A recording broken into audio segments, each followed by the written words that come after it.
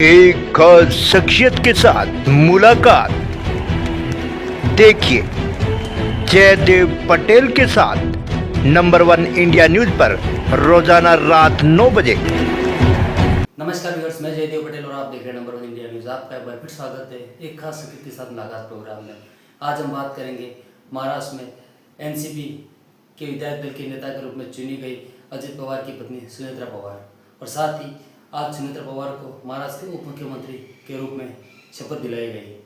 आखिर इसके राजनीतिक मायने क्या होंगे, और इसी के साथ साथ में इससे क्या शरद पवार और अजित पवार के बीच में जो मतभेद थे क्या वो और गहरे हो जाएंगे, और इसी के साथ साथ में कल देश का जो बजट वित्त मंत्री निर्मला सीतारमण पेश करेगी, ये इस बार देश की उम्मीदों पर कितना खरा उतरेगा और इससे देश को कितनी उम्मीदें हैं। इन्हीं तमाम बात के लिए हमारे साथ खास समान राजनीतिक विश्लेषक संजीव उनियाल जी, आपका बहुत बहुत स्वागत है आज मेरे प्रोग्राम में।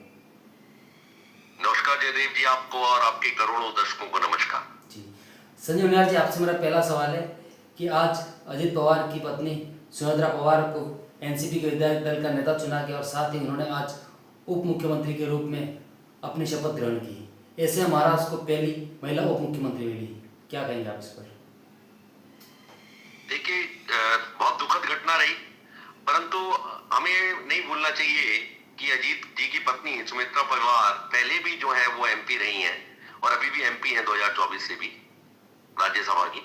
तो पॉलिटिक्स में उनको एंटर करवाना कोई अजीब सा काम नहीं रहा, और मुझे लगता है कि आने वाले टाइम में ये एक नया समीकरण पेश करेगा, क्योंकि जिस तरह का प्रेशर शायद अजीत के ऊपर रहता होगा परिवार का, कि कहीं ना कहीं शरद पवार का इमोशनल जो एक धागा उनको अपनी तरफ खींचता था, शायद उनकी जो वाइफ है उनको उतना शायद वो आकर्षित नहीं कर पाएगा, और वो शायद ज्यादा, मुझे ऐसा प्रिज्यूम होता है कि ज्यादा बेहतर काम कर पाएंगे। महिला ज्यादा फोकस भी होती हैं, और चूंकि उनकी एनर्जी लेवल एक परिवार से हटके आप अपने को डाइवर्ट भी करना चाहेंगी तो समाज सेवा में लगेगा और पार्टी और ज्यादा स्ट्रांग होगी, मुझे ऐसा लगता है।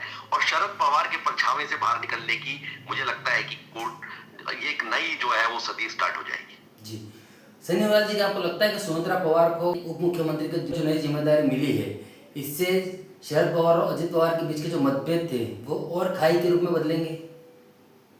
हाँ, मैं वही कहना चाह रहा था आपको। डिप्टी चीफ मिनिस्टर जो है वो बनी है, ये अपने आप में पहली डिप्टी चीफ मिनिस्टर होंगी उप मुख्यमंत्री महाराष्ट्र की, तो उनको बधाई हो और अग्रिम शुभकामनाएं। और आपका प्रश्न ठीक लग रहा है मुझे कि शरद पवार लगभग अंतिम इनिंग्स में है अपनी, और काफी कुछ तो अजीत जी ने छीन लिया था उनसे, और अभी थोड़ा सा एक पर्सनल टच देने की कोशिश की थी, जो कि उसमें भी जो है बहुत अच्छा जवाब नहीं मिल पाया पॉलिटिकली, और उसके बाद वो बेचारे गुजर भी गए। तो मुझे लगता है कि इनके लिए बहुत शुभ नहीं है उनके साथ जाना। ये ऐसे संदेश भी समाज और देश जाति के अलावा ऊपर स्पिरिचुअली भी आपको ऐसे संदेश जो है वो ईश्वर की तरफ से आते रहते हैं। तो इसको एक संदेश मान के यही कहा जाए कि इस शरद पवार जैसे जो बरगद का पेड़ है उससे दूर रही जाए तो अच्छा रहेगा, और समाज जाति और मुझे तो लगता है देश के लिए भी ये एक नया काल शुरू होगा पवार फैमिली से, और ये महिला ही शायद उसकी शुरुआत करेंगी, दुर्गा, माँ भवानी और माँ लक्ष्मी सरस्वती बनकर। जी, सनी उनियाल जी, जिस प्रकार से आज सुनेत्रा पवार ने उप मुख्यमंत्री पद की जो शपथ ली, उसके बाद कहीं ना कहीं नई सियासत भी शुरू हो गई है। महायुति का हिस्सा रहे एकनाथ शिंदे गुट के मंत्री हैं संजय सिरसाट, उन्होंने ये कहा कि अविश्वसनीय है कि सुनेत्रा पवार उप मुख्यमंत्री पद की जो शपथ ले रही हैं, और इतनी जल्दी क्या थी आखिर शपथ के पीछे की, इसको आप कैसे देखते हैं? थोड़ा सा प्रश्न अपने आप में ये हो सकता है कि शायद मुझे लगता है कि इस पे शायद हमें अपना रुख जो है वो थोड़ा सा कंट्रोल करना चाहिए था, पर कई हद तक कई बार डाइजेस्ट भी होता है कि इतनी जल्दी क्या थी, क्या नए समीकरण तो नहीं बन जाएंगे, उसके पीछे क्या मंशाएं रही होंगी, किस तरह का प्रेशर रहा होगा। तो पॉलिटिक्स में तो शायद पहले से थी वो, तो इसलिए अगर नॉन पॉलिटिकल होती, हाउसवाइफ होती, तो शायद मनाने में थोड़ा सा टाइम लगता।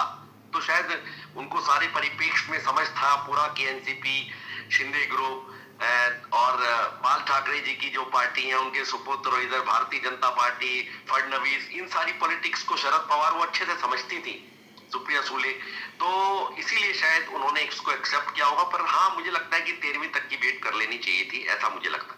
जी, संजय मंगल जी, आपसे मेरा एक आखिरी सवाल है कि कल देश का budget finance minister Nirmala Sitharaman पेश करेगी। ऐसे में जनता की उम्मीदों पर कितना खरा उतरेगा और ये जो बजट है वो कैसे देश के आगे आने वाले समय में दशा और दिशा तय करेगा? मेरे टर्निंग पॉइंट होगा मुझे लगता है, क्योंकि हम फोर्थ इकोनॉमी बन गए हैं। पिछले बजट में हम छठी या पांचवी इकोनॉमी थे और थर्ड इकोनॉमी की तरफ बढ़ रहे हैं। तो मुझे लगता है कि इस बजट में बहुत ऐसी चीजें रहने वाली हैं जो कि शायद जो ट्रंप ने हमारे ऊपर इतने टैक्सेस लाना कोशिश की, उसको सब्साइड करने का एक मेरे को मंशा रहेगी। और ईयू का जो हमारा एक बहुत बड़ा ऐतिहासिक 20 साल से ड्यू जो हमारा एक जो पैक्ट था, जो उनसे हमारा एमओयू बनना था, वो बहुत ही अच्छे तरह से वो पूर्ण हो चुका है 26 जनवरी 27 जनवरी को। तो ये सब मुझे लगता है कि आने वाले टाइम में एक बहुत बड़ा एज देने वाला है। और अभी कनाडा के जो है वो प्राइम मिनिस्टर भी यहाँ पहुंचने वाले हैं। तो ओवरऑल मुझे लगता है कि बजट इन सब चीजों से प्रभावित होगा।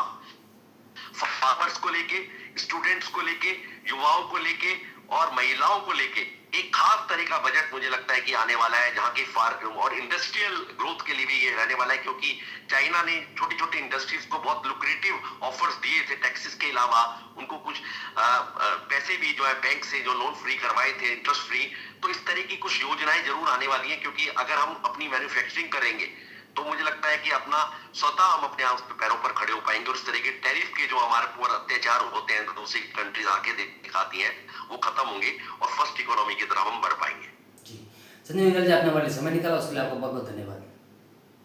धन्यवाद। जय देवी।